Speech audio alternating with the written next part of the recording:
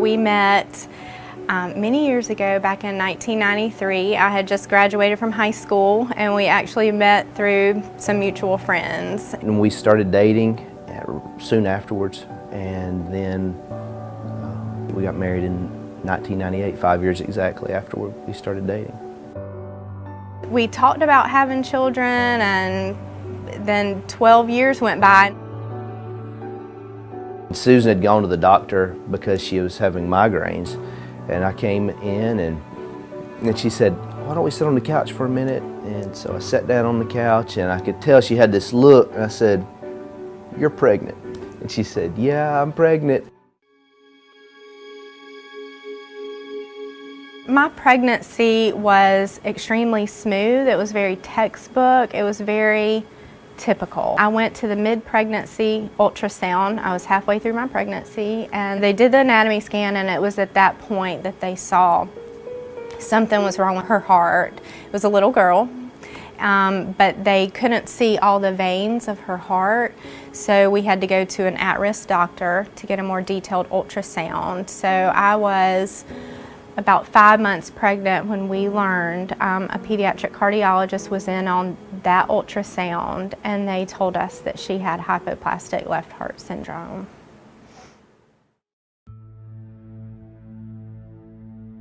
Emerson was born April 11th on a Monday morning, and she looked perfect. I mean, really, you wouldn't have known there was anything wrong with her. We couldn't hold her, but we could touch her and talk to her. And the doctors did echoes on her heart and came up with a surgical plan. So at 4 days old, she had open heart surgery. And it was the Norwood surgery, which is one of the most complex surgeries you can have on a heart. And it was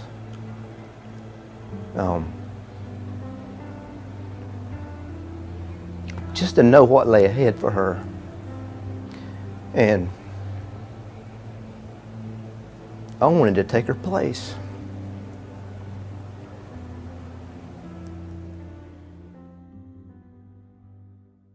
I love Emerson Rose. Welcome.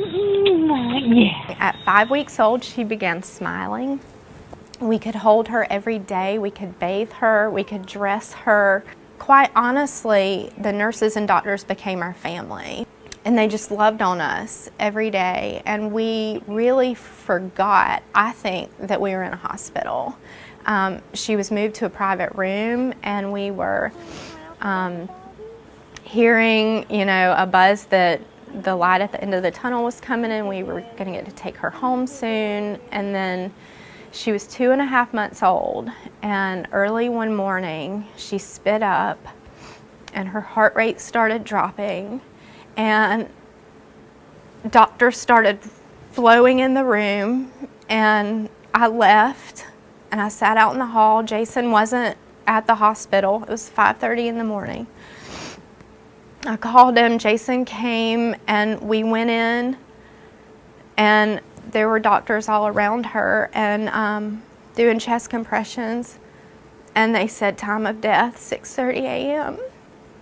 Just like that. It was over.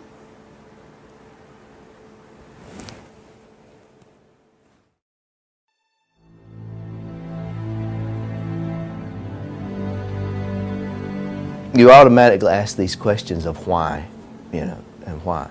But why, there's no peace comes from the answer, because there's no answer that you're going to like. Our lives were just radically changed. We ended up just volunteering at the hospital, volunteering to serve other families that had children with heart defects. We started hearing about a pulse oximetry test that you can perform on a newborn baby, and that could potentially detect heart defects. We started thinking, what if this could become a law so every baby in South Carolina is tested for a heart defect?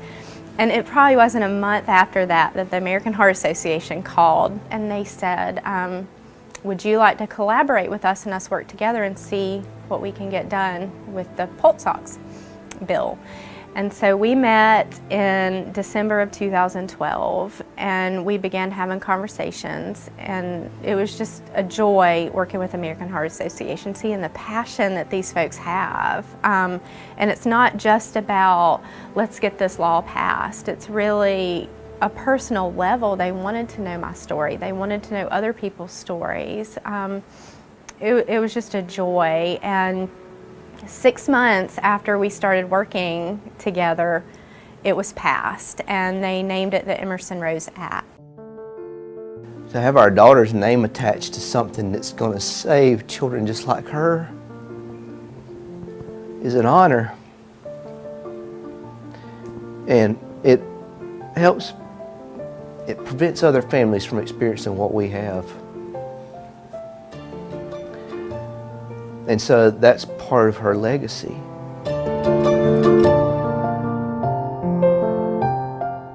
I think it is important to share my story to everyone, even though it's painful to share it, but to just raise awareness, not only about congenital heart defects, but about the American Heart Association. We saw a need, and the American Heart Association saw a need for the pulse ox screening. And once a need is seen, really a response is inevitable. We'll either do something about it or we won't. And so if you've seen a need tonight, then please consider giving. Please consider supporting the work of the American Heart Association.